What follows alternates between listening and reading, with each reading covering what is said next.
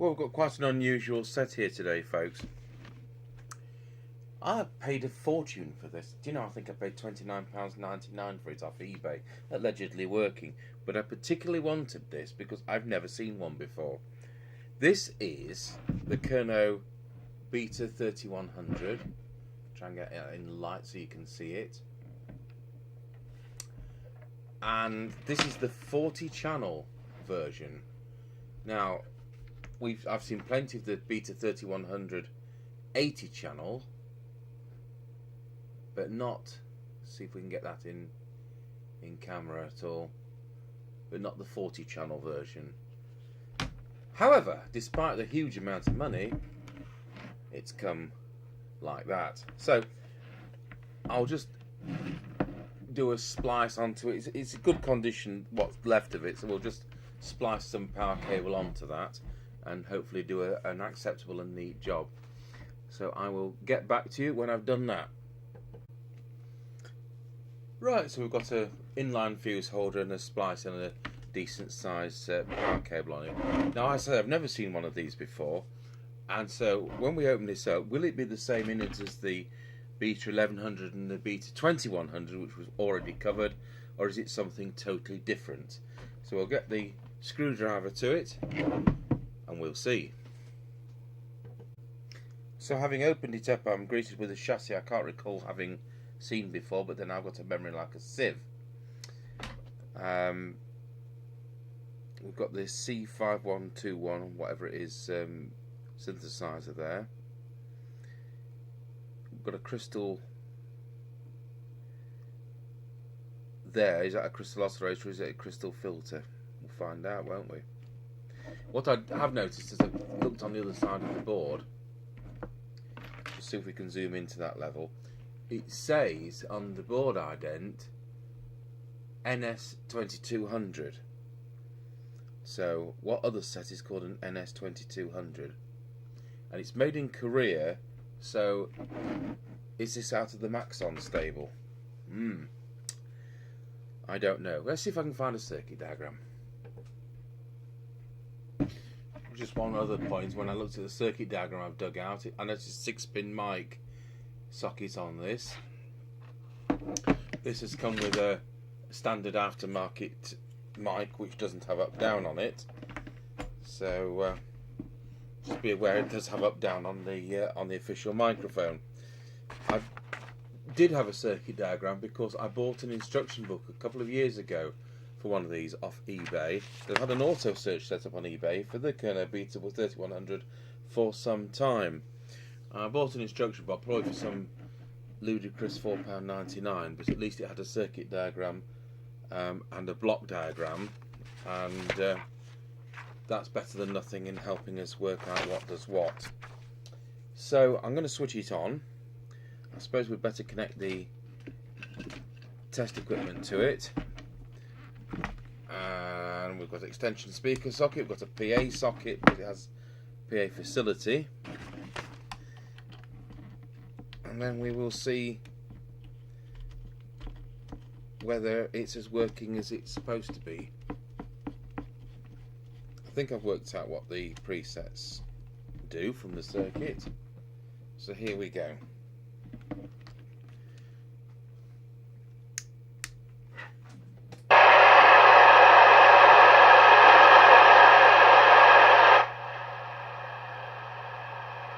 So we're greeted by a duff display. Oh, see, it has scan on it.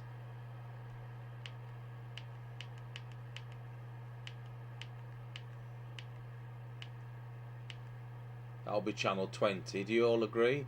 Good, I'm glad you do. Well, that needs some looking at, doesn't it? So we should have 27.79125, channel 1 on the... That's one of those. On 2781 format. 27.79209. It's stupidly off frequency.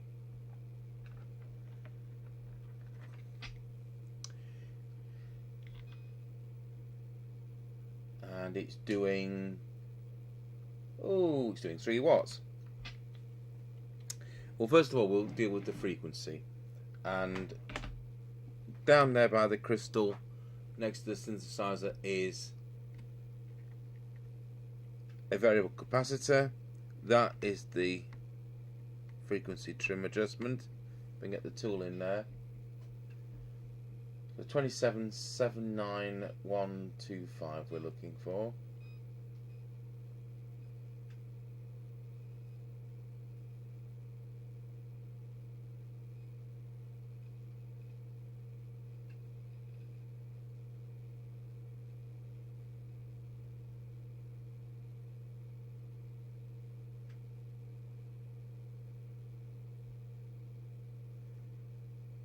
Well, it has. It's gone down there. Good. So the first of our transmit adjustments, if I can find the trimming tool we have for that. So I've worked out that transformer 401, we'll probably actually see better by zooming in on that.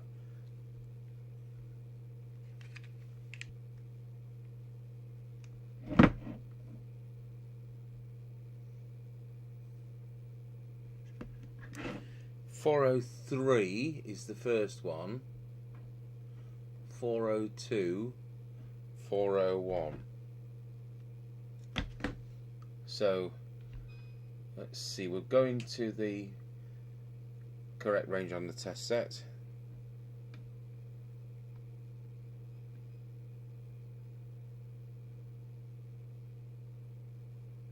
No improvement there.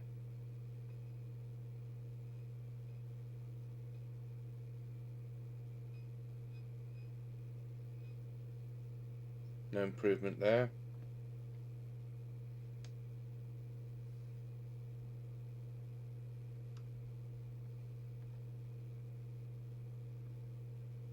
No improvement there. So we'll move now onto the back panel.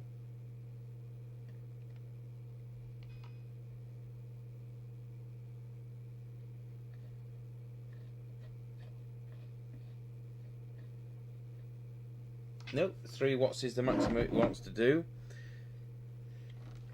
Just have a look at these presets. I've got 1, 2, 3, 4. I was just wondering if there was a power regulator for the power, but it certainly seems not to be like that.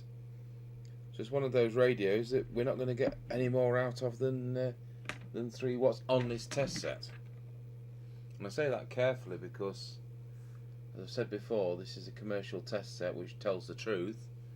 And you know, you put this on a cheap CB type meter, it'll probably read 4.5, 5 watts. Okay, so having set that up as best we can, we need to set the transmit meter. It has a fairy light display. Let's see if we just press transmit there. You can see that's lit up. And it says 1, 2, 3 and 4, so there's 4 lights, so we need to adjust that so the fourth one well, the fourth one doesn't quite light up because it doesn't do 4 watts, does it? I would think it's the preset there at the back. According to what I worked out from the circuit, it's VR192.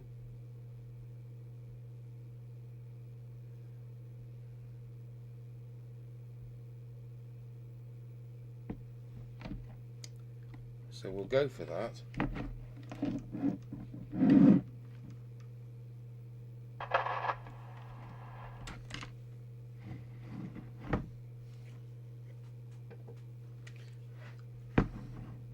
So VR1, I think it's 192. I can't quite read the circuit because it's so small. It actually makes no difference in setting up the RF power meter, and it always reads 4. So that is the correct adjustment, but with the power it's doing, that's the way it is. So it's showing 4 lights, which makes it a bit of a lie because it's doing 3 watts. Right, we'll move on to the deviation. Well, it's probably doing good 3 watts. Get our trusty little oscillator out. Go into transmit. And we've got 2.1 deviation, which is exactly as it should be. So let's give it the quick whistle test and hope it's between 2.2 and 2.5. Voila! It's just under, it's just a tiny little bit under. So go back to the oscillator. And the adjustment is VR301.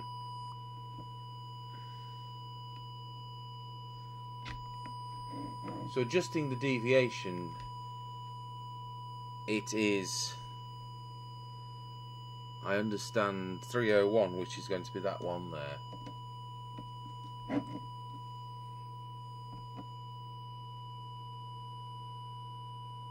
And that's just brought it up a little bit, just to check it with a whistle test. Yep, spot on, 2.4, that'll do nicely. There isn't a low power on this, despite it being 2781, with it being a later set of the either very late 80s or very early 90s, these. And so just to recap, the power, I haven't done the VCO with you because it's a chip which I'm not familiar with. There'll be a way of monitoring that, and that'll be the VCO adjustment. We then adjusted VR401.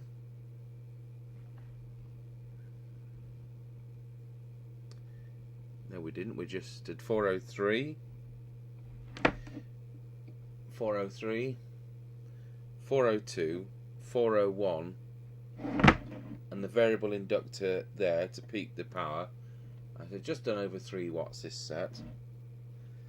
And then the power meter is supposed to be that preset there, but had little effect.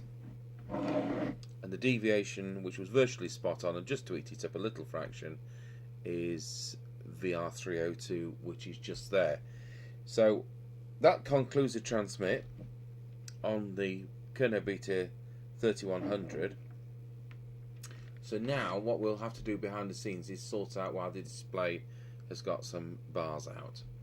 So I'll catch you on the receive side and when I've done that repair. Thanks for watching.